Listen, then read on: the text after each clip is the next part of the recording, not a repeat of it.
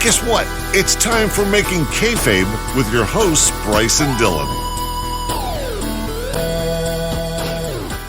Hello, everybody. Welcome to another excellent episode of Making Kayfabe. It is a show where your boys, Bryce and Dylan, go back through wrestling history and just mess with it because we can. We just mess around with it. Who's going to stop us? Nobody. Not Vince Russo, not Vince McMahon, not Eric Bischoff, none of those punks. Nobody can stop us. Ain't that the truth? No one stopped us yet.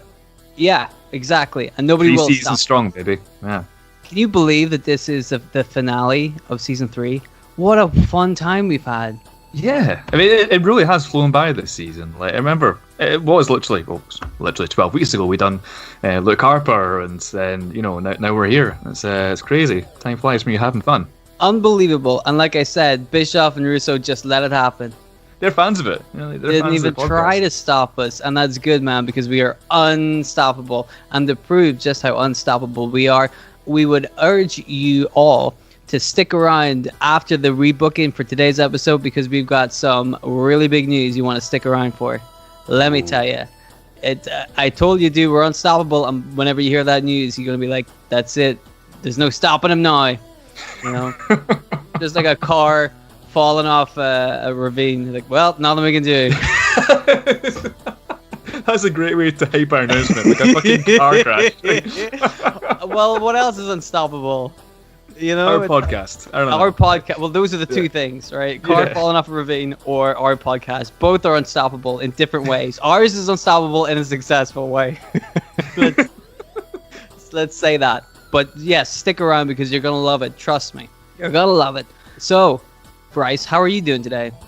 I'm great. I'm really, really good. I'm excited for today's rebooking. What do you got in store for us? I have something big. Big. Monumentally big. It's a finale. Unstoppably big. That doesn't work. Unstoppably big. I don't know. Anyway, I got something big for you. You're going to love it.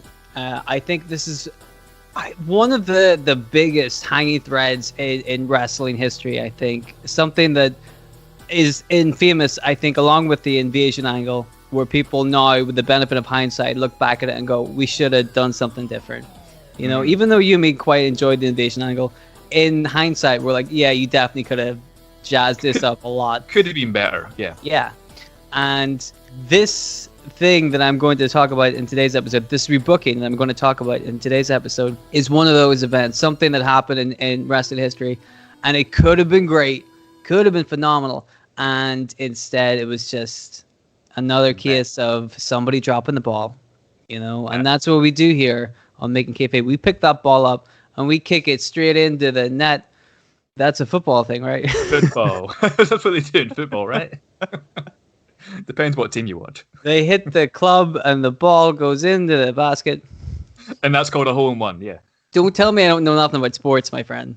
Yeah. I'm a sports wizard. I forgot what I was talking about. Oh, yeah. So today, what I'm trying to say to you, my friend Bryce, is today's rebooking is going to be all about Bret Hart in WCW. Really, really big, because we all know about him in WWF. And when he went to WCW, it could have been great. It should have been great. But a lot of people dropped a lot of balls, Yeah, it's about damn time. Like, you've been hyping this episode to me for, I think, since season 2. Like, I think Bret Hart was initially going to be the finale of season 2, and then, like, you came up with this awesome NWO story. So, I know you've been sitting in this one for a while, so I'm very excited to hear this. I'm hyped up. That's true. I have been talking about this one for a long time, and that was the problem I felt when I was writing them, is that it's a really big rebooking. There's a lot going on here. So I really took my time with it, and I had to try and figure out what the best option was. So there was a lot of, like, this is one of the trickier rebookings I've had to do, because there's a lot going on with it, but also I feel like the expectations from the fans are going to be pretty high. Yeah. Because, like I said, this was a colossal fuck up in real life. So I'm like, all right, I'm going to have to, I got a lot of work to unfuck up that fuck up, Yeah. I felt the heat last week with the John Cena heel turn. That was a popular one as well. So, you do feel the pressure to get it right. And I've got every faith you can get this one right. Who do you like better as a wrestler, John Cena or Bret Hart? You don't sound at all interested. You're like, I don't give a shit about either of them. You're like, oh, don't make me choose. I've not watched as many Bret Hart matches as I've seen Cena matches. I think that's the problem. Like, Bret Hart was just before my time. You know, he got injured basically like just before I started watching wrestling. So I've went back and watched some Bret Hart matches, but I've seen more Cena matches. So like, I don't know. I don't want to lose any credibility here, but I might say John Cena because I've seen loads of great John Cena matches. Whereas I've seen, you know, Bret Hart, Shawn Michaels, Bret Hart, Austin, which are great matches, but not as many as John Cena. So my answer would be John Cena.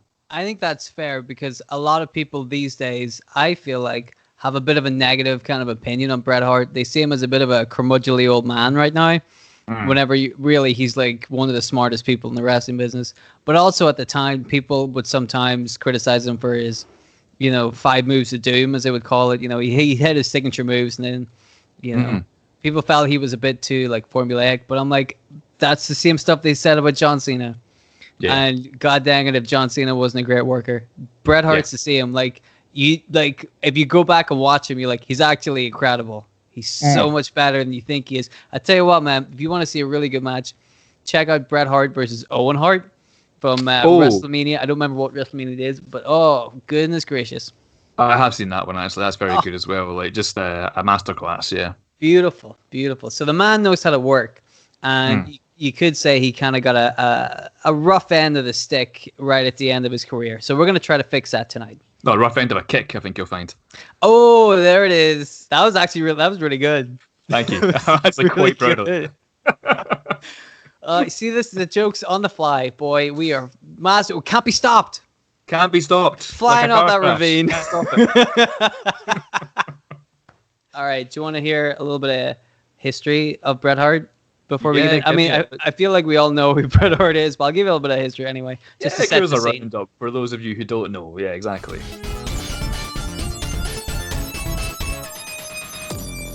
So here's a history of Bret Hart. Here we go. We probably don't have to go too in depth to it, but I'll give a little detail for people who might not be familiar with Bret Hart. He was born in Calgary, Alberta, Canada, to a wrestling family, the Hart family. Who saw that one coming? Bret Hart rose to the ranks of his father's wrestling facility. They have like a training facility, and they had they called it the Dungeon, which was their kind of like training facility. And then they also had Stampede Wrestling, which was owned by Stu Hart, Bret Hart's father. So already he's born straight into a wrestling family, and he's got options, he's got places to go, which is pretty handy. So in 1976, he debuted for Stampede Wrestling, and he worked there for a long time until the company was bought by the WWF, now known as the WWE. They were bought out in 1984. So Bret was in Stampede for a little while, and then went straight to the big leagues. So he went in teaming with Jim Neidhart as the Hart Foundation, along with Jimmy Hart as the head of the stable, as it were. I always thought the Hart Foundation was called the Hart Foundation because of Bret Hart. Like that's, they're the Hart family, therefore it's the Hart Foundation. No, it was called the Hart Foundation because of Jimmy Hart. Oh, really? Yeah, he's not even related to them. Huh. Oh. Look at him now. Nothing to do with the Hart Foundation. I find that really interesting. Bizarre to me. Oh, well. There's probably some real old school fans going, oh, duh, of course. Whatever. It's not our fault that we were 4 whenever this happened. Like, how are we supposed to know? So, yes, they formed the Hart Foundation. Jim, then Anvil Neidhart and Bret Hart, the Hart Foundation, they won the tag titles 2 different times, I believe, which is still pretty good. Up until about 1991, they were a team. And then after 1991, Bret started to bounce out by himself as a singles wrestler. He won the Intercontinental Championship from Mr. Perfect at SummerSlam 1991. That's pretty good. Fun fact, Bryce, here's a little game. Who did Bret Hart lose the Intercontinental Championship to? Was it Shane Douglas? It wasn't. But you know this. You know this. Was it Shawn Michaels? No. Was it Viscera? You get one last guess because the Viscera didn't count. I mean, Viscera never counts. No. Give me a clue. I don't know how to give a clue that won't give it away. You know this, right? No, hold on. What year is this? 1991. Oh, fucking hell. Well, I think he lost it, late 1991, I think. No, come on, Bryce. You know this. He's got a hat. He's got a hat. Uh-huh. And a horse. And a horse. Uh-huh. Hey, boy, Bob Orton. Oh my God, save Bryce. Did I tell you? Yeah. The Mountie. Oh, my favorite wrestler. Because I was going to say maple syrup, and I'm like, it gives it away. Oh, yeah, that would give it away, yeah. But he's got a hat and a horse. He did. He had a hat and a horse. So did Cowboy Bob Orton. Yeah, but did he win the Intercontinental Championship from Bret Hart? I don't think so. Knows, I don't know. I don't fucking. Again, there's probably somebody listening going, "Oh, I can't believe you didn't know that Cowboy Bob Orton was Intercontinental Champion 18 times." I'm like, come on, man. These fucking kids. We don't know everything. We're trying. This is why I'm trying to explain to everybody all about Bret Hart. So we'll get there. No need to send us angry letters but we don't know anything about wrestling. So after the whole Mountie shenanigans, Bret Hart later won the Intercontinental Championship back. This time, he beat Roddy Piper at WrestleMania in 1992. Apparently, Bret pinning Piper at WrestleMania in 1992 was the first time anybody had pinned Piper up to that point in the WWF. How fucking wild is that? That's wild. Yeah.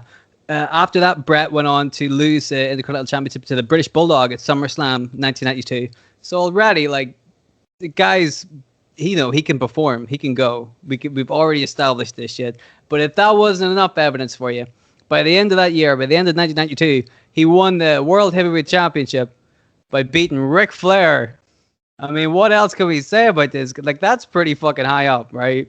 Mm. You know what I mean? It's pretty clear that he was one of the guys in WWF. You know, the excellence of execution. The best there is, the best there was, the best there ever will be. Mr. Good Bret. I made one of those catchphrases up. You'll never guess which one. The excellence of execution, right? Bingo. Bret would go on to hold the WWF title a total of 5 times. He's won the King of the Ring tournament twice in 1991 and 1993, and he co-won the 1994 Royal Rumble with Lex Luger with the old both feet touch the floor scenario. So Bret Hart's looking pretty good. He's had feuds with pretty much everybody. You know, the Mountie, Roddy Piper, Diesel, Shawn Michaels, Jerry Lawler, Yokozuna, Hulk Hogan, Steve Austin. You know, yeah, you can laugh at some of them, but really, he's done a lot. He's who's who. Yeah. Exactly, like, you know, and all across that card, you know what I mean? He's, really making a name for himself. So whenever he was in the Hart Foundation, he crossed paths with a young team called the Rockers. You might know as Marty Jannetty and some other guy. The other guy is Shawn Michaels. In case. Never heard of him. Well, you're about to hear of him now because he formed a bit of a rivalry with Bret Hart, both on camera and off camera. They were firm rivals for a long time, and there was a lot of animosity between them. So that would eventually lead us to 1997. Bret Hart is the heavyweight champion, and his contract is about to run out. Vince McMahon gave him a very good contract, and then around about 95 to 90.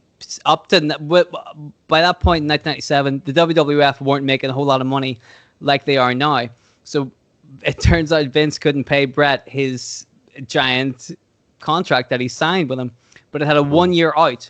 It was locked in for 20 years, but after the first year, both men could just part ways if they wanted to.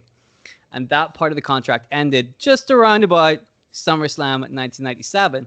Bret Hart started talking to WCW. They offered him guaranteed money that they would pay him and could pay him, much more than what Vince had offered him in the contract. So they all decided, let's do that. Bret can go to WCW after his contract expires. The problem is Bret Hart is the current heavyweight champion. He is scheduled to defend his belt at Survivor Series against Shawn Michaels, his most hated enemy, in Montreal, Bret Hart's hometown. Bret Hart didn't want his last match on WWF television to be a loss to Shawn Michaels in his own home country for the heavyweight championship. Which, that kind of makes sense. But at the same time, there's a lot of politicking and backstage talks from, not just Shawn Michaels and the Clique, but all sorts of people that made this whole scenario really complicated. So a lot of different scenarios were thrown out as to how we could get the belt off Bret. It all stemmed from Vince McMahon letting Medusa leave the WWF whenever she was the women's champion. She went to WCW, held up the women's championship on WCW television and threw it into a bin. And Vince was like dead set against that happening with his heavyweight championship, which makes sense. I understand that, yeah. So there was a big dilemma. How do we solve this problem? Turns out you don't really. I don't know if they did solve the problem. They had the match, and at some point during the Shawn Michaels Bret Hart match, Vince McMahon and his stooges come out to ringside for some reason. There's a spot where Shawn Michaels is supposed to put the sharpshooter on Bret. Bret sells it for a bit and then reverses out of it. And whenever Shawn Michaels goes to put the sharpshooter in, Earl Hebner immediately rings the bell. The timekeeper and the announcers declare Shawn Michaels the winner. And Shawn Michaels and Earl Hebner get the fuck out of there. They basically screwed Bret Hart. They declared Shawn Michaels the winner, gave him the championship live on pay-per-view. Thousands of people were watching it.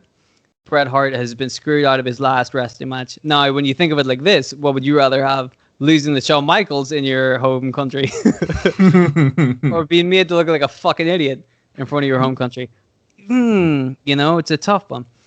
So after that, there was some animosity. Punches were thrown by Bret Hart. I think it was just one punch. Yeah, but apparently it was a pretty good one.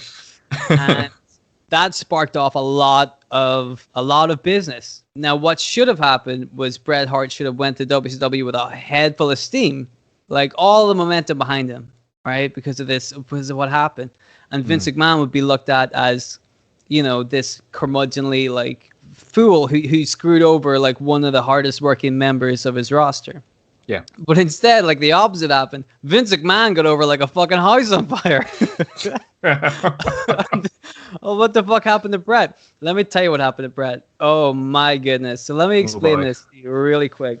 The pay-per-view, the WCW pay-per-view after the Survivor Series would have happened would be Starrcade. And it was headlined by Hulk Hogan versus Sting for the Heavyweight Championship. Now, this has been a long time coming. The NWO have been ruling the roost of WCW. Sting has been the one guy opposed to them. This match has been built up for a long time, right? So they can't really mess with those plans. And Bret Hart has a no-compete clause that says he can't get into the ring until January. Fair enough. So what did WCW do with Bret Hart now that they have him? Well, there is a match on the undercard of Starrcade, which is Larry Zbyszko versus Eric Bischoff. And the winner gets to be in control of WCW. And the special enforcer / referee for that match is Bret Hart. So, of course, none of that makes any sense. Fucking hell. But we're not done yet. The main event happens. Hulk Hogan versus Sting. Now, what's supposed to happen? What's supposed to happen is the referee in this match is Nick Patrick, who is biased towards the NWO and to Hulk Hogan. So the idea is Hulk Hogan gets Sting, he gets him in a pinning position. Nick Patrick makes a fast 3 count to give Hogan the win. Bret Hart comes out and says, there'll be no more screw jobs when I'm around, reverses the decision, and is the referee for the rest of the match, and can see that Sting wins with no, shenanigans. That's, it's not a great idea, but okay. What happens is Nick Patrick doesn't do a fast count. He does a regular slow count. God. So Bret Hart comes out and restarts the match for no reason. He just looks like an idiot. Like, can you imagine, like, a perfectly normal match goes on, and then Vince McMahon comes out and goes, "Gotta start this one again, fella." You're like, why? Because there'll be no more shenanigans. Okay. There haven't been, but oh man, I didn't know that. That's great. Right. Well, I mean, that was the start of it. So Bret Hart, after his no compete clause was up, Bret Hart goes straight into a feud with Ric Flair, who he beat for the heavyweight championship like 6 years before this. Like, this is really what you're gonna do with Bret Hart. They had him in the United States Championship picture for a long time. I think he won it like 5 or 6 times. Wow. Get this one, man. You're going to like this. When he came in, obviously he was anti-NWO, but then he kind of aligned with the NWO, but then he wasn't. And then he formed NWO 2000. No. So you're like, what the what? He eventually won the World Heavyweight Championship, and then unfortunately had a match against Goldberg where Goldberg kicked him in the head and essentially it forced him to retire from injuries. So since then, Bret Hart has had a little bit of a chip on his shoulder as to how his career kind of played out. He's been back We've seen him a little bit on WWE TV. It was really nice actually to see Bret Hart coming back to WWE TV and see that, you know, there's water under the bridge, you know, bygones be bygones. I thought that was nice. But still, I feel like, you know, they kind of screwed over Bret in WCW. Because as I said, that recap of WCW, pretty much what happened. They introduced him shittily, and then he got kicked in the head. That kick in the head. Yeah. No, I don't. I haven't seen Bret in WCW. I did see Bret in WWE, and I don't rate Bret in WWE. You know, after his retirement, because from what I remember, they were putting him in matches, but he had this lawsuit where he could not be attacked. He could not have a wrestling move done to him. Yes. So, and I'm pretty sure they had him win like the US title off somebody like, I think it was Justin Gabriel or somebody. Oh, no, I remember. Yeah. Yeah, you don't remember who Bret Hart won the US Championship from whenever he was like 60? You must know. The Mighty. It was The Miz. Was it actually The Miz? 60-year-old Bret Hart who couldn't be touched. You couldn't attack him at all. Beat The Miz. Of course, you know that, the biggest Miz fan. That's my point. If Bret Hart can do it, I can do it. Yeah. Right? Yeah, but that's it though. I mean, he couldn't take any bumps. I'm pretty sure he had to be like stripped of that championship because he couldn't lose it because he couldn't have a wrestling move done to him. He was in like Survivor Series matches, but he couldn't again get eliminated, so they disqualified him or something. And then he had that piece of shit match against Vince McMahon at WrestleMania where that was just evil. He couldn't do any moves, so of course. Yeah. It's just utter. As much as I respect Bret Hart, and as much as I'm sure he is one of the greatest of all time, like that to me as a fan at the time was like, you know, why the fuck is this happening? You know. I mean, I'll grant you that it wasn't, you know, it wasn't up to his usual quality. Yeah, if he came back and my somebody, like I don't know who was around at that time, maybe like the fucking British Bulldog Jr. and Tyson Kidd, like maybe if he came back and mize them and that was a manager or an authority figure or something like that, then yeah, cool, but shouldn't be getting in the ring. Absolutely should not be getting in the ring. No. His days in the ring are long gone. That's all thanks to Goldberg. Thanks Goldberg for getting rid of one of the absolute best. well, at least we still have Goldberg in 2021. God dang it. There is no God. No. Anyway, you want to hear a bit of a rebooking? Yeah, let's reboot Bret Hart in WCW. I'm interested to see where you take this. So here's my story for Bret Hart. We're going to go and rebook him in WCW because that makes the most sense. So Starrcade happens, Hogan versus Sting. Bret Hart is a special guest enforcer to make sure nothing goes wrong. There's a ref bump. Bret's wearing a referee shirt underneath his hockey jersey or whatever the fuck he's wearing.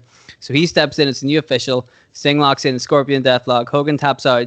Bret calls it. Sting finally wins the championship. Beats the NWO. Big news. That's the way it goes. Next night on Nitro, Hogan comes out and says, he didn't tap out at all. That's not fair. Bret cheated. Nobody saw him tap out. That didn't happen. Hogan wants a match with Bret Hart right now, brother. And then he wants a title match with Sting later on, brother. He deserves to be next in line. Bret Hart comes out to explain himself, and he says he's just not ready for a match. Not quite yet. He's still kind of mentally recovering from what happened in the other company. And he's going to make sure you have to say the other company. Or up there, you have to allude to them. So he's not ready to get in the ring after what happened in the other company. And he's going to make sure the same thing doesn't happen in this company. Now that Larry Zbyszko is in charge instead of Eric Bischoff, the NWO doesn't have as much sway as they used to. So what are you going to do about that, Hogan? Hogan says, I'll tell you what I'm going to do about that, brother. I'm in the NWO. We're going to make your life miserable. That's what we've been doing so far. We're going to keep doing it. We're going to do it to everybody in WCW, and that includes you, Bret Hart. That's what you get when you mess with the boys. Bret Hart tells him, you work away. I've spent the last couple of years just fighting after some other American prick who thought he was the best. He was making my life miserable, and I got through that just fine. It led me to right here. So what do you think of that? So, as we've already established, Bret wasn't really ready to return. That's really because of the no-compete clause. But in storyline, he just, isn't feeling quite ready for it yet. So Hogan and the NWO take that as an opportunity to beat him up backstage in an episode of Nitro, because they're bad guys. So they're the villains. So that puts him out of the picture for a little bit. Hogan comes out the next night on Nitro, And he, of course, is cock-a-hoop about this. They've gotten rid of Bret Hart already, and then Sting's going to be after that. It doesn't matter who's in charge, because Hulk Hogan is contractually obligated his return match at the WCW Championship. And he's cashing it in, baby. He wants Sting at the next big show. So that makes sense, right? Yeah. In real life, get this, my friend, WCW, always bringing the laughs. In real life, at this point, and we're talking January, right? That title match was in December of 1997. We're currently in January 1998. In real life, Sting had already vacated the belt during this time period because of how stupid the finish was of that Starcade match. They vacated it. They vacated it and then had another match in February between Hogan and Sting. And Sting won that one, and he beat Hogan twice, I guess. There you go. What I liked about that is that they did that after the controversy to that Starcade match. You know, the one that Bret Hart was there to make sure there wasn't a controversy on. Yeah. It's like, shit doesn't... I don't know how they do it. I don't know how WCW do it, but it's like they're shooting own goals all the time. Can you stop embarrassing yourself for 5 seconds? Boing. How long was that? That's what it feels like. I think that's why I've started to really enjoy writing these WCW rebookings, because once you read what the real life was, you're like, this is a piece of piss. Just do the opposite. Yeah. Just don't fucking ruin your talent, you know? Yeah. So the first pay-per-view of 1998 is Sold Out, which is a great name. In 1997, it was an NWO only event. Like, they put it on because NWO were really big by that point. In 1998, I guess they weren't that big because it was a WCW/NWO co-promoted event. None of this makes any sense. Like, what the fuck? Anyway, it doesn't matter that, because the whole pay-per-view feels like it's an NWO kind of vibe. It feels like an NWO kind of show, and Hogan's feeling really good about that because he thinks, well, you know, we're in NWO territory here. We've got rid of Bret Hart. This shit should be easy. Nothing stopping me from ruling the roost again, you know? So the main event goes on. It's Hogan versus Sting. Hogan is kind of buying some time near the end of the match, waiting for some interference from his NWO brothers to help him.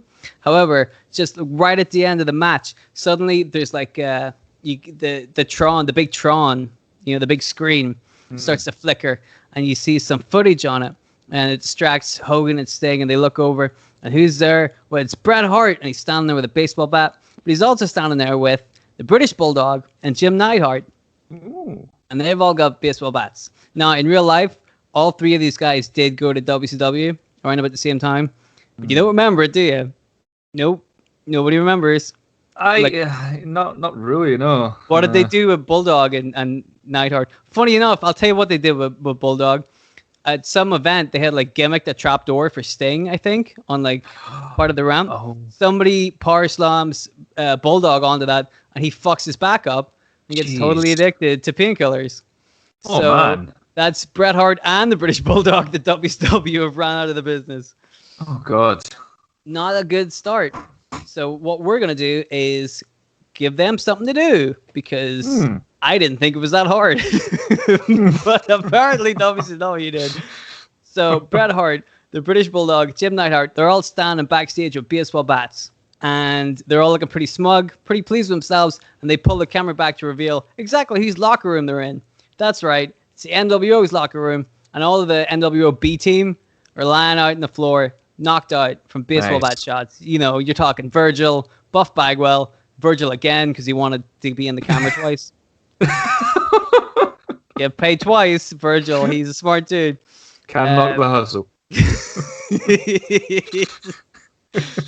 Oh boy, he tried. He did his best. So these three guys, Bret Hart, Jim Neidhart, Bulldog, they leave the NWO locker room. They've done their work. Scott Hall and Kevin Nash start chasing them down the corridor to run them out of the building, but it's too late. They're already gone, you know. What this means, however, is that there's absolutely no backup for Hulk Hogan, since the B team are all knocked out and Hall and Nash have ran away chasing Bret Hart, which means Sting can take advantage of a distracted Hulk Hogan to catch him and pin him for the victory. Sting is still your heavyweight champion. Hogan, not so happy. So the next night on Nitro, Bret Hart and his new Team Canada. That's right. We're using the name here instead of the Lance Storm thing because it makes more sense. Now, I know that British Bulldog isn't from Canada, but he's kind of like more Canadian than, Mike Awesome. So just... Yeah, I was going to say, where's Mike Awesome coming to this? Because Bulldog, I think, was married to Bret's sister? Yeah, he was part of the Hart family, essentially. Yeah. So they're all... Brother-in-law, yeah. Exactly. So they're all kind of together. And you couldn't really call them the Hart Foundation because, it's trademarked by the WWF or whatever. So let's, for the sake of simplicity, and because I couldn't think of a better name, call them Team Canada. If anybody else has a better name for them, leave in the comments. Love to hear it. Send us a Twitter. Anyway, the new Team Canada come out. Twitter. Huh? Send us a Twitter. Yeah. Is that not what they do? That's what they call it. Yeah, I'm gonna send him a Twitter. All right. Anyway, so the new Team Canada come out. Bret Hart comes out with a microphone. He says whenever he came into WCW, he was fed up with the bullshit. All the shenanigans that Hogan and the NWO and all those other people have got away with for the last few years. It's not the pro wrestling he's used to. He's not used to all this spray paint and cheap shots and chair shots and attacks in the back. All of this like bullshit. But he also realized sometimes you have to fight fire with fire, right? NWO do sneak attacks and baseball bats, then that's just what they did to level the playing field. Now that the NWO know what it's like on the other side, maybe they'll wise up and realize it's not a good way to do business. Of course, the NWO not happy about this. They want to get the revenge on Bret Hart and his new Team Canada. Bret says he's not afraid of Hogan and he'll fight him anytime, one-on-one. Now he's in the mood to fight. Let's make it a Super Brawl. Now, Hogan's not... suddenly, now that Hogan's on the back foot, he doesn't have the advantage. He's not so eager to jump straight into that match. So they try to, over the next couple of weeks, they try to think up a compromise. What about the NWO's best guys? Hogan, Nash, Hall, Randy Savage. Oh, yeah! Oh, yeah! Oh, yeah, brother! Against Team Canada. Okay. Oh, that's Spooky Ghost House! He got himself a featured role in Spider-Man. Featured role. He was Mary Jane. I love the balls on that. To write that into your own song. Like, featured role. Let me be specific. I got a featured role in Spider-Man. Thank you very much. So did Virgil. Featured. He was the dead guy. Yeah. Twice. He got paid twice. Yes, on screen twice. You see that? Can't knock the hustle. There you go. So, Hogan, Nash, Hall, Randy Savage, oh yeah, against Team Canada, who, as we know, is Bret Hart, Jim Neidhart, and British Bulldog. Uh-oh, sounds like you guys are down a member. Oh, what a shame. Bret Hart says, that's fine, don't worry about it. The three of us will take on the four of you. Doesn't matter, Hogan, because I'm going to beat you eventually. You can draw it all you want, but sooner or later, Bret is going to get what he wants. So now we have this, what seems like a handicap match. It's supposed to be, a 4-on-4 match, but Team Canada are down a guy. What are they going to do? This is going to be in the Super Brawl 1998. Leading up to that event, the NWO keep taunting Team Canada about how they have the numbers advantage. And do they ever have the numbers advantage. If you took out all four of them, there would still be 4 NWO members to take their place. It's like the Hydra. Yeah. Bret Hart, not convinced. He's like, I don't care. The three of us are way better than you guys are. What do you think of that? Hogan seems to be taking Bret Hart very lightly. And Bret promises that that's going to come back and bite Hogan in the ass. This is exactly what Hulk Hogan did in 1991, 1992. He saw a guy like Bret Hart and took him lightly.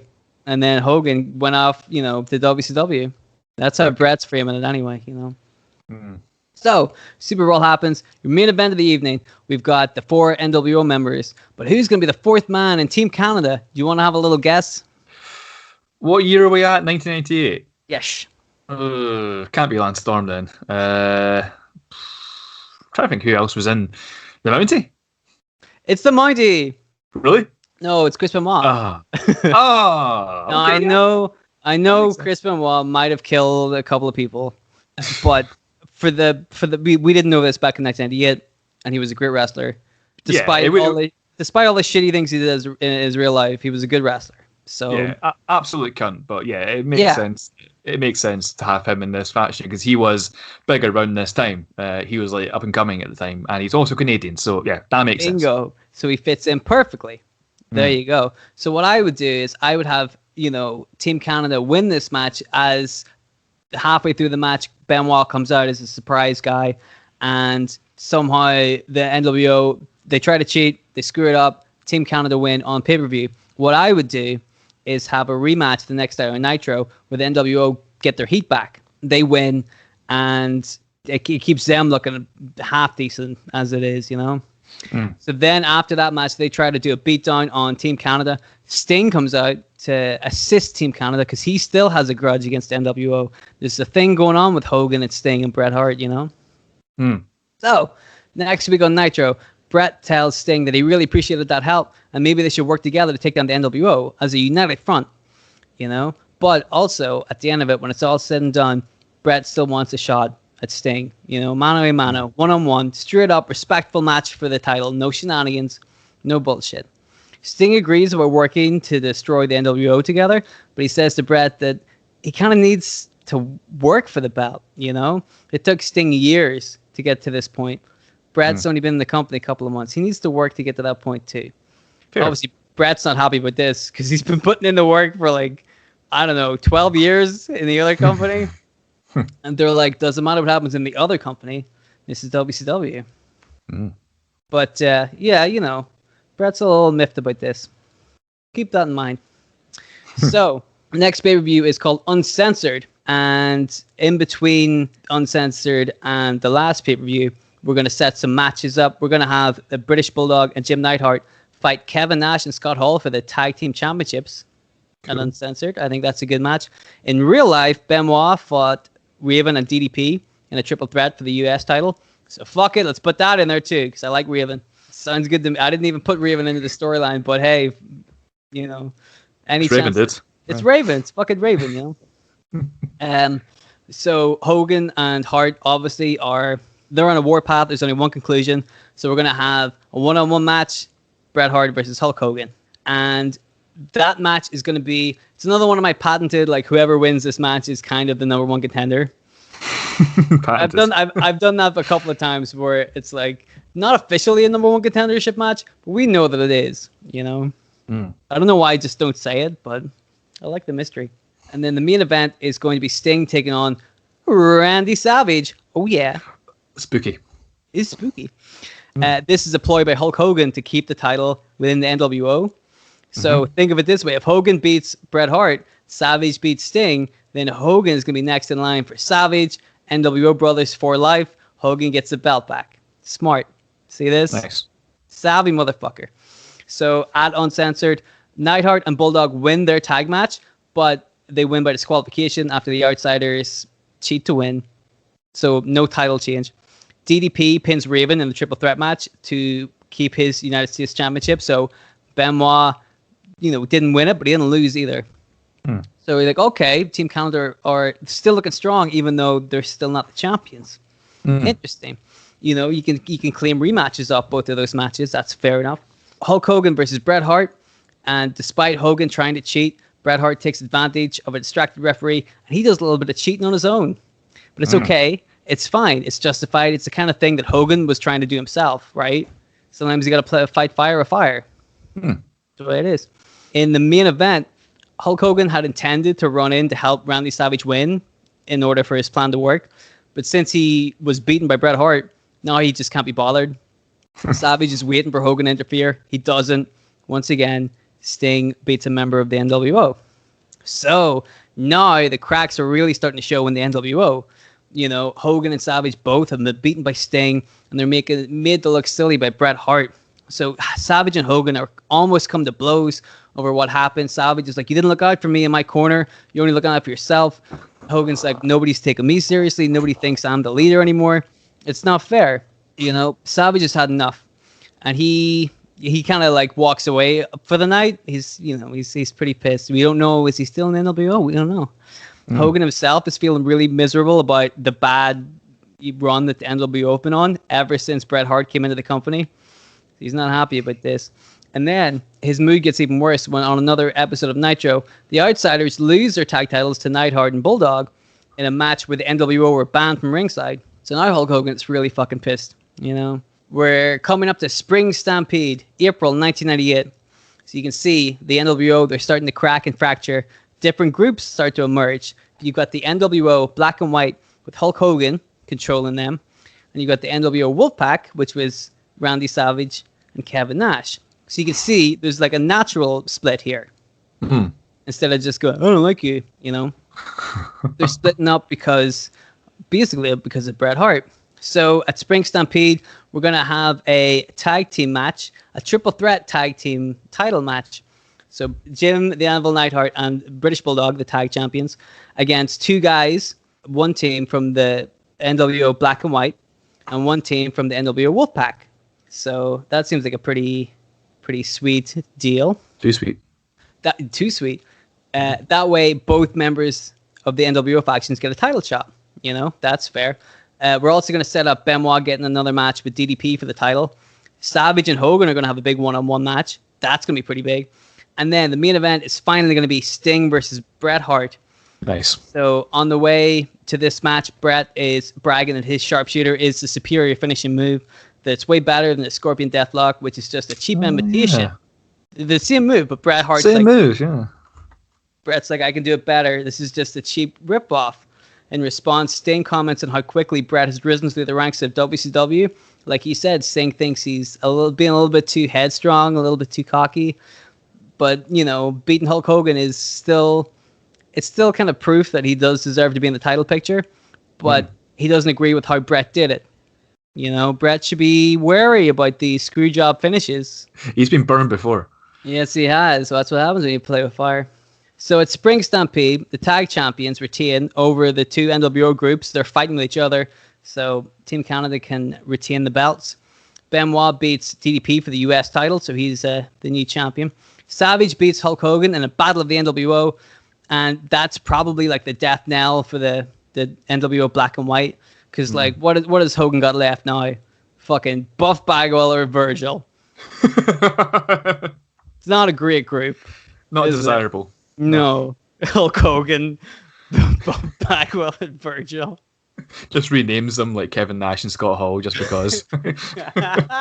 Yeah. I mean, the WWE did it with fake Diesel and fake Razor Ramon. So. That is true. That's true. Virgil can that went well. Virgil can be fake Scott Hall. Oh, that made me laugh. Oh boy. Yeah, so that's kind of the end of the NWO Black and White, basically. They've gone about as far as they can go. The heel group is pretty much done. So really what's going to happen now is Hogan's going to take some time off. Really, you know, in storyline it's because Randy Savage just beat him. But really, it's because he's off to film some kind of shitty film that I'm sure Randy Savage is going to make fun of in a rap song 20 years later. It wasn't even 20 years later. It was like 5 years later. Meanwhile, he's going to get a featured role in Spider-Man, so... Featured role. Featured. You don't understand, man. Okay, so now we've got the big boy, the main event, Bret Hart versus Sting for the WCW World Heavyweight Championship. It starts off respectful, you know, a nice handshake. Just the two guys. Nobody is at ringside. None of the Team Canada boys are out there. Sting's got nobody in his corner. Straight up, one-on-one match. Mano a mano. Near the end of the match, though, Bret Hart is starting to get a little bit frustrated that he can't put Sting away. So in his anger and his frustration, he throws Sting out of the ring. Now, here's twist time. From underneath the ring, a masked man appears. He blows some white powder in Sting's face. Sting's got the black and white makeup, right? So he blows some white powder in Sting's face. And he rolls him back into the ring. So Bret locks the sharpshooter in, but Sting is clawing at his face, trying to wipe the powder away, and it looks as if he's tapping out. So because of that, the referee says, well, that's a tap out. Bret Hart is the winner. Oh, dude, that's fucking genius with the powder. Thank you. And Sting's white face paint. Good God. Yes. Well done. Such a good finish. WCW. Yeah. Why did you never do this? That's genius. You've peaked. Well, the Stevie Richards would argue with that. The next night on Nitro, your new World Heavyweight Champion, Bret Hart, comes out. He's wearing the belt proudly. He's flanked by Neidhart and Bulldog, the tag team champions, and Chris Benoit, the United States champion. They're all wearing gold, and they're all feeling great. So Bret tells the world exactly what's on his mind, and it's a lot. He spent God knows how many years sitting back and watching clowns like Savage and Hogan and Sting put their own position on the ladder of success and then defend it with their own lives. They're exactly where they want to be, and nobody else can get there, right? But they've been on top for far too long.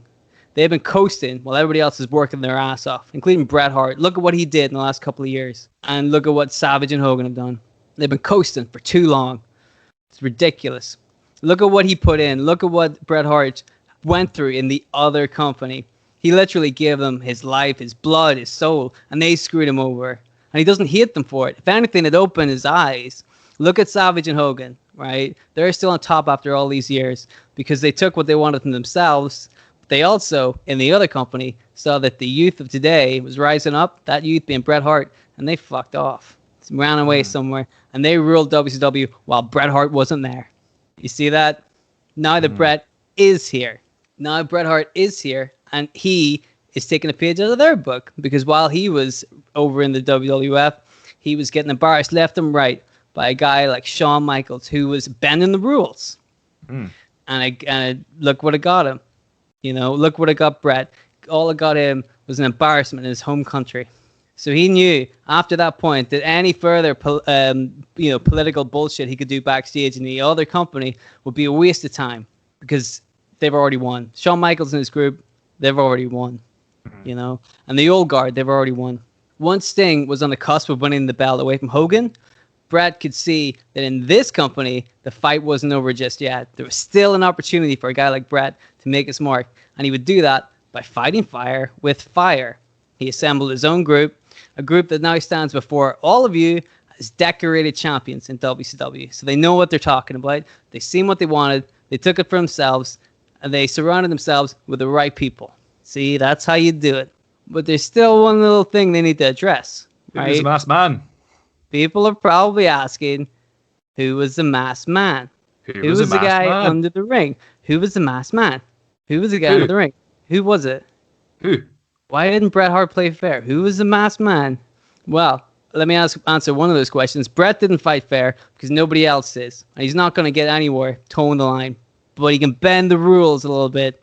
And look at him now. So as for the guy under the ring, isn't it obvious by now? Bret Hart has surrounded himself with some of the best Canadian wrestlers and the British Bulldog. So there could... he's not Canadian. So there could only really be one logical person under that mask, right? And that man comes out to celebrate with the rest of Team Canada. That man comes out with his own belt as he takes the mask off. It's a current WCW Cruiserweight champion, Chris Jericho. Oh, nice. Jericho comes out. He's celebrating with the rest of the group, and he cuts the Jericho promo that only he can cut. Jericho is finally getting a proper spotlight in the WCW, along with Benoit, who is criminally underrated in WCW, and Neidhart and Bulldog, who fucking nobody even remembers were there. So now you got Bret Hart as the figurehead of this stable, who have all the gold. They're the new heel faction, because as you know, American fans, when they see anything related to Canada, they boo it because they're idiots, right? Bret knew this because it's what happened to him in the other company. So they, not only because they've been doing the Healy stuff, but also because they're just Canadians, the audience hate them. So they're the new heel group. Now that the NWO Black and White have dissolved, we've already set up the new heel group. It's Team Canada. And you've got your face group, the NWO Wolfpack. The NWO wanted to be faces right from the start, right? They love the cool heat. They love being the cool baby faces, right? Well, now they are. And they're going to fight the Canadians. What a better story than a proper American versus Canada story. WCW can actually, tell in the ring. There's one more little problem, which is Goldberg.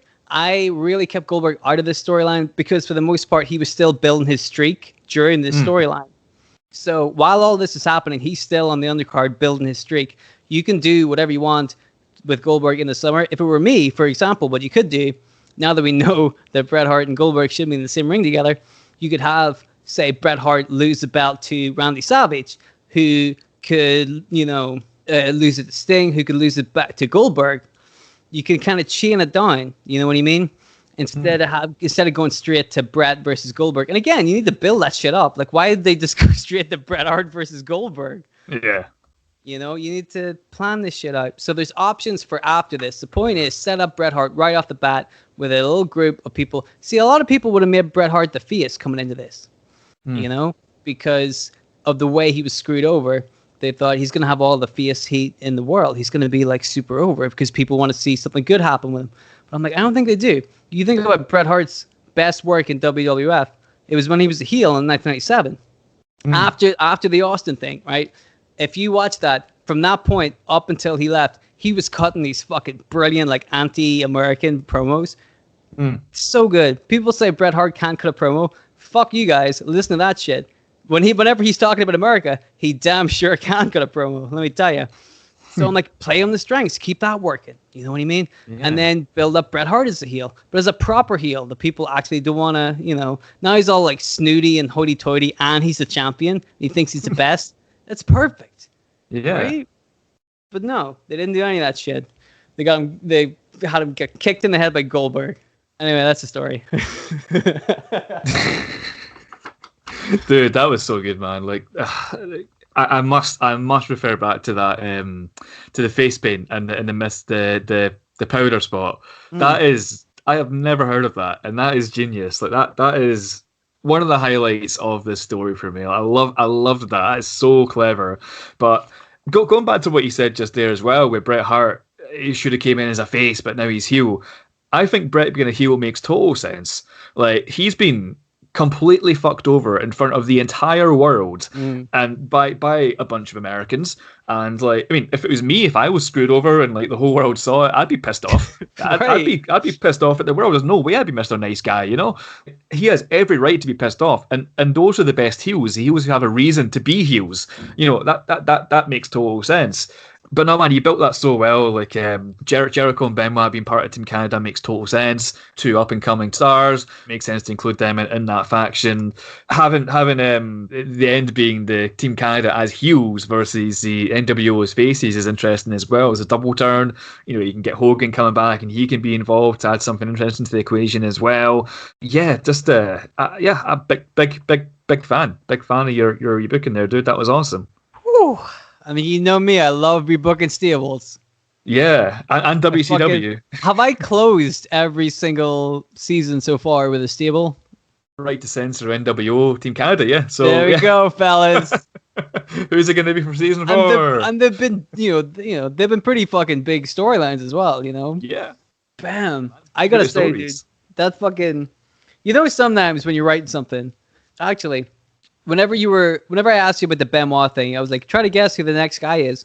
I was really afraid you would actually guess Chris Jericho. So after I said it, I'm like, shut this down real quick. whatever Bryce says, move on quickly. Don't make him guess Chris Jericho because that scuppers the end of it, Oh, don't worry, because my dumb ass guessed the Mountie, so just no problems there.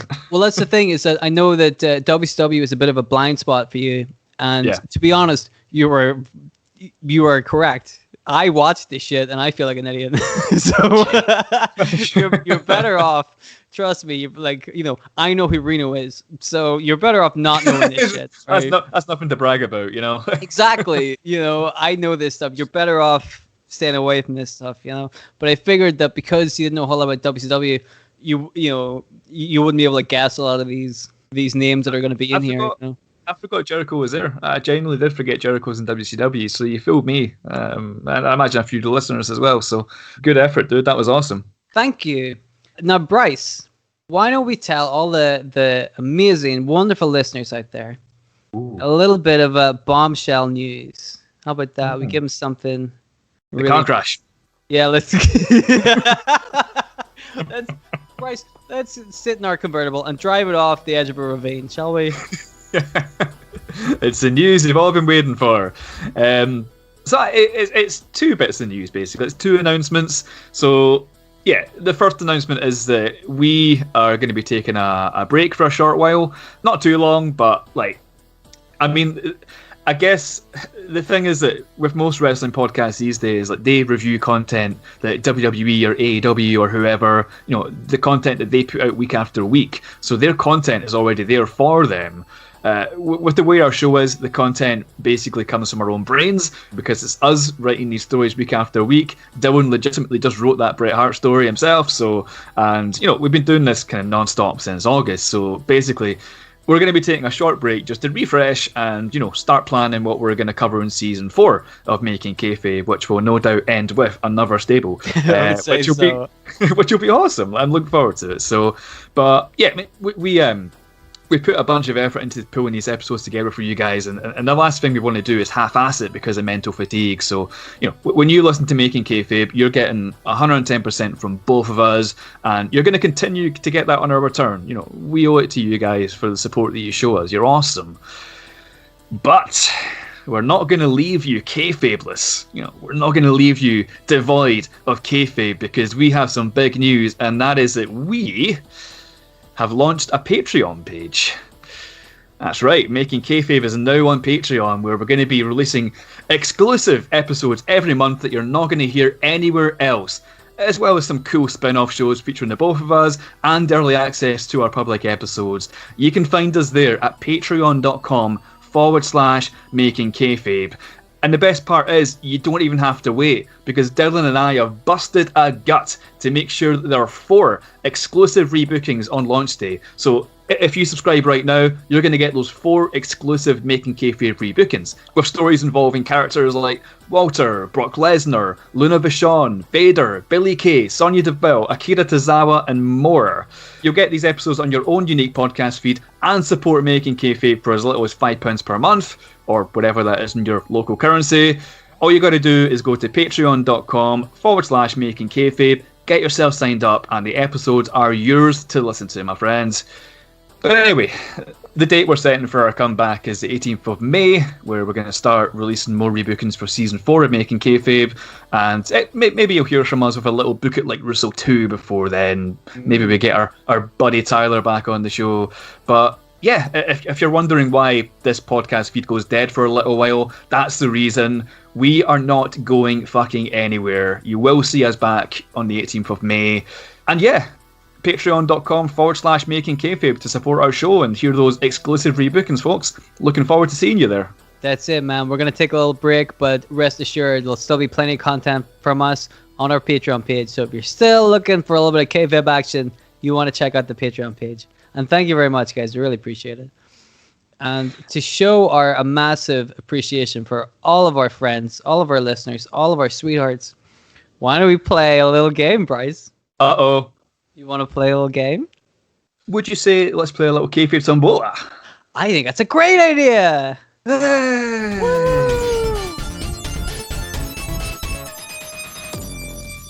So we're going to play a little game of Kayfabe Tombola. Hooray! Bryce, your favorite game of all time, Kayfabe Tombola, for anybody who is new to the show. First of all, thank you for listening. Hope you enjoyed that Bret Hart thing. Lots of fun. But Kayfabe Tombola is a little game where we put some random wrestlers, some random scenarios. I lock them behind a little wall, and to unlock that wall, Bryce has to give me a number-letter combination. I tell him what wrestler and what scenario he picked, and he has 1 minute to come up with a really good storyline involving that wrestler and that scenario. Simple. What could go wrong? Everything. As soon as we started this game, everything went wrong. Nothing went right. No. So let me tell you, Bryce, this Kayfabe Tombola has been sent in by one of our sweethearts, one of our lovely fans. Ooh. This has been sent in by Ryan. His Twitter handle is @FullOnShindig.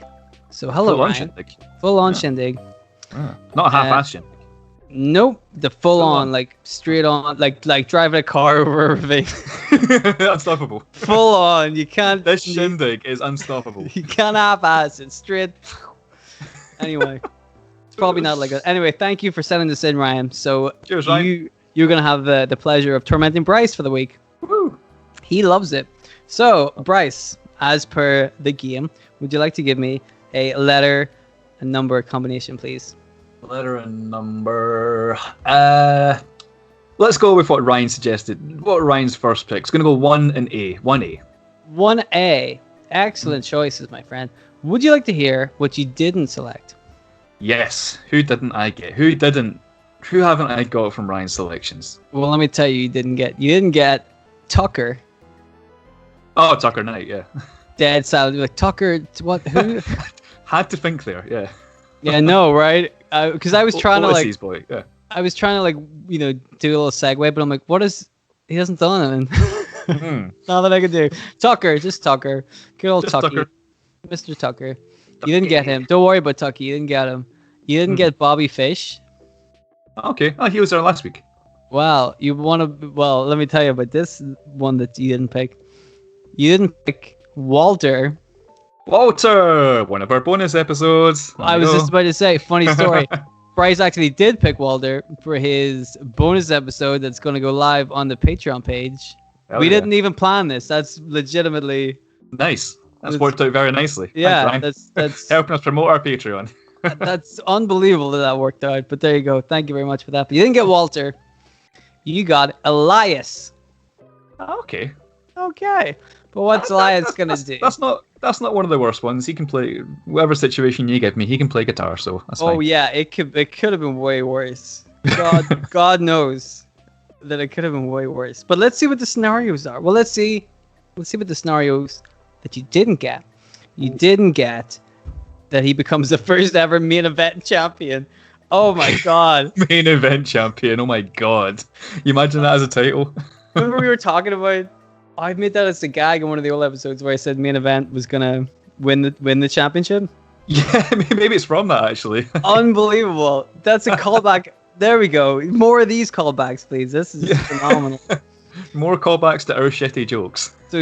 So I guess the main event champion, a championship that only main event gets.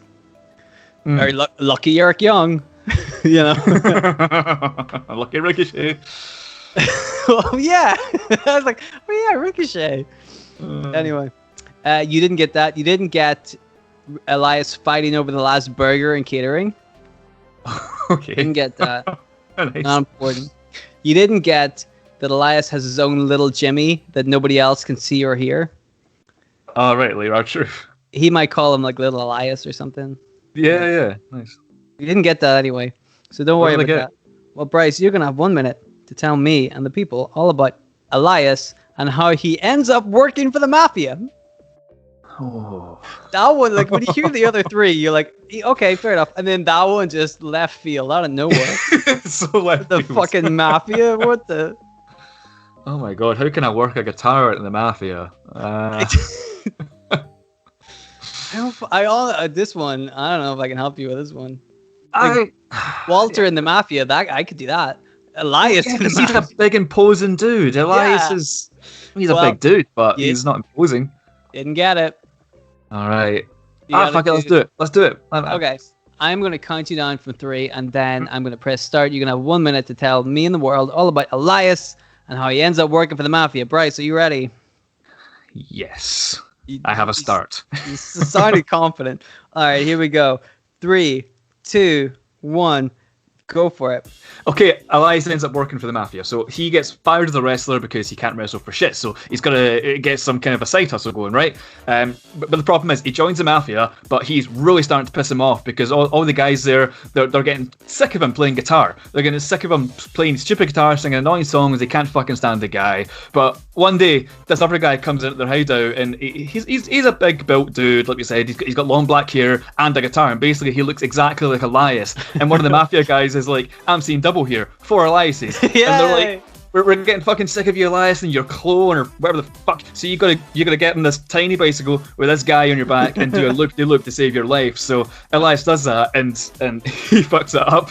And then the Mafia are they're about to shoot him with their guns, but like just at the right time, Elias pulls out his guitar, and the gunshots they ricochet off his guitar and just kill all the Mafia guys at the same time. And that's the story of Elias joining the Mafia. That's it. Like that was pretty much like right on the last second you finished that up. Sweet. There you go. I mean, you wrapped that up in a neat little package. Yeah. A neat little already not copyrighted package. There was no outside influence in that Kayfabe Tombola whatsoever. It was entirely 100% original. I'll be taking no questions. No, well, you should answer no questions. Yeah. The question was answered. How do you make a live part of the Mafia? Exactly. You've let it out all online, and that's what it is what it is. You know what I mean? That's your answer. Wow. I did like that. Well played. Because that's tough. And I tell you what, I feel like I can picture it. You know? Yeah. I really picture it. The bicycle when he fucks it up. You can make a cartoon out of that. I'd love to see a cartoon about that. Maybe not with Elias though, because the WWE have that trademark. But Maybe if it was like a clown or, you know. Oh, a clown would really work. Yeah. Yeah, that's a really good idea, actually. But, you know, that's for another day. Let's not worry too much about that. Thank you very much for listening, guys. We really appreciate that. This is the end of season 3. Like we said, there's going to be a season 4 and beyond. We're still going to be active on our Patreon page. You want to check that out. We really appreciate the support. It's really heartwarming, you know. Yeah. We do put a lot of work into this stuff. This Bret Hart one, like we mentioned earlier, and the John Cena one from last week as well. This has been ruminating in our heads for a long time, and we're both so glad to like get it out and have people listen to it. So we really hope you guys enjoy it, and we're so like overwhelmed that so many people have been enjoying the show so far. It really melts our icy cold hearts. We really do appreciate it. If you guys have the chance or the time to leave us a little 5-star review on any of those podcast applications and things like that, that really helps us out. That gets more eyes on the podcast, and that helps us make more stories for everybody else. Hooray! More Stevie Richards. Woo! Everybody loves it. If you want to send your own tombola suggestions in to us, we would love to read them. You can check us out on Twitter at Making Kayfabe or Gmail at makingkayfabe@gmail.com. Like we said, our Patreon is going live right now, so we would love to see all you guys there. We really do appreciate it. We're going to be back very, very soon with some more wonderful season 4 goodness. Is season 4? Season 4, yeah, we're four seasons in. Yeah, no, cheers, guys. Means the world to us that you listen to Making Kayfabe. We just love making the show for you guys. Once again, as Dylan says, don't forget to check out the Patreon. There's 4 exclusive, top quality rebookings there, literally right now for as little as £5 per month. So go check them out. Help support Making Kayfabe at patreon.com/Making Kayfabe. Exactly. So, on behalf of the Making Kayfabe boys, that's me and Bryce and Vince Russo, I guess. He doesn't know. He knows. Vince Russo gave us a shout out once. Yeah, we asked him to listen to the show. I don't know if he did. I can only assume he did. Yeah. But from all of us, how could he not? Exactly. It's we're giving him ideas, man. He's sitting listening to this going, oh, the powder in the eye. Why didn't I think of that? I'm like, why didn't you think of that, you stupid fuck? Sorry. It's a little carried away there. Wrap it up. We just want to say thank you very much, guys, for listening. And we will see you in the next episodes. So keep it sexy awesome, my friends. Cheers.